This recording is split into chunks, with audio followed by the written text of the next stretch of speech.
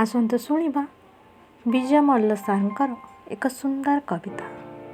କବିତାର ଶୀର୍ଷକ ଫୁଲ ନା ବର୍ଷା। ଫୁଲଟିଏ ରଖିଥିଲି ଛାତି ପକେଟରେ, ଫୁଲଟିଏ ରଖିଥିଲି ଛାତି ପକେଟରେ। ମୁଁ କ'ଣ ଜାଣିଥିଲି ଆସିବା ବାଟରେ ଓଦା ହୋଇଯିବ ସିଏ ବରଷା ପାଣିରେ। କିଛି ବାସ୍ନା ପାଣି ନେଲା, କିଛି ଥିଲା ପକେଟ ଭିତରେ, ଆଉ କିଛି ଖେଳିଗଲା ପବନ ଦେହରେ। କିଛି ବାସ୍ନା ପାଣି ନେଲା, କିଛି ଥିଲା ପକେଟ ଭିତରେ, ଆଉ କିଛି ଖେଳିଗଲା ପବନ ଦେହରେ। ଜାଣେ ନା ମୁଁ ସେତେବେଳେ ଯାହା ପାଇଁ ଏତେ କଥା, କ'ଣ କରୁଥିଲା ସିଏ ବରଷା ପାଗରେ। ଜାଣେ ନା ମୁଁ ସେତେବେଳେ ଯାହା ପାଇଁ ଏତେ କଥା, କ'ଣ କରୁଥିଲା ସିଏ ବରଷା ପାଗରେ।